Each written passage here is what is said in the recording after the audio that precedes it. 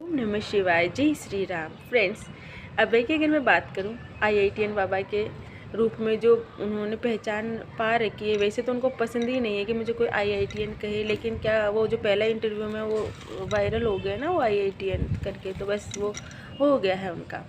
लेकिन जिस तरह से ये बड़े बड़े चैनल वाले उनको टारगेट करते हैं, नीचा दिखाने की कोशिश करते हैं, ये मेरे समझ से परे है। क्योंकि अभय का ना, उनका भोलापन किसी को समझ में ही नहीं आता। उनके अंदर एक अलग ही भोलापन है। वो उनके बस ये होता है कि दुनिया में ना सब चैन से सुख से जिए, और एक नई ऊर्जा देना चाहते हैं, एक नई दिशा जो उन्होंने महसूस की है।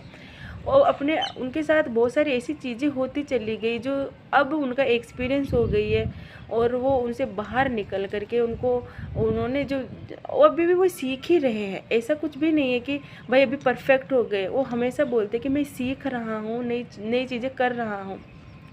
कर्म करते हैं ना तो गलतियाँ होती ही है। तो ऐसे टारगेट करके किसी को नीचा दिखा रहे हो आप, और हमेशा बार बार परिवार को लेकर सवाल पूछे जाते हैं, उनके रिश्तों को लेकर सवाल पूछे जाते हैं। क्यों भाई? आपको पता तो लग चुका है। बार बार एक नए सवाल पूछो जो नए, मतलब समाज को, दुनिया को प्रेरणा मिले, क्योंकि उनके अंदर बहुत नॉलेज, ज्ञान जिसके बराबर कोई कर ही नहीं सकता। आपको कभी उनमें कोई, कभी आपको हीरो दिख जाते हैं, कभी ज़ीरो दिख जाते हैं। तो इसके अंदर इसका अर्थ ये है कि बुराई तो आपके भीतर है। आपको दूसरों में बुराई नज़र आ रही है, इसका अर्थ आपको आपके भीतर बुराई है।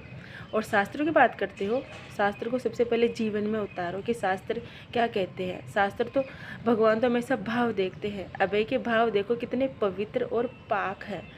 फ्रेंड्स, आप हमेशा उनके रिश्तों को क्यों लेकर के मतलब ये जो न्यूज़ नेशनल वाले हैं या फिर कोई भी चैनल है, रिश्तों के लिए पूछते हैं।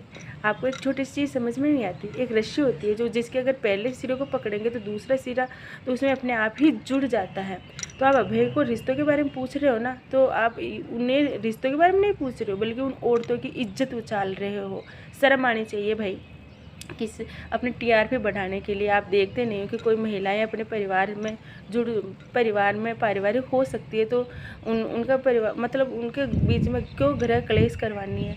तो ऐसी चीज़ें पूछो जो हमें अच्छी सीख मिले, और वो समाज को अच्छी पॉजिटिव चीज़ दे रहे हैं। तो आप लोगों को क्या तकलीफ़ हो रही है, मेरे तो समझ में ही नहीं आ रहा है। इसलिए ज्ञान, मतलब उनकी सोच को लीजिए, और बाकी जो जो भी अपने आप को ऊपर करने के लिए, ऊंचा दिखाने के लिए नीचे हद तक गिरते चले जा रहे हैं ना, इस चीज़ को छोड़ करके और अपने दूसरों को बुरा दिखाने से पहले खुद के भीतर ज़रूर झांक करके देखना चाहिए कि आप कितने अच्छे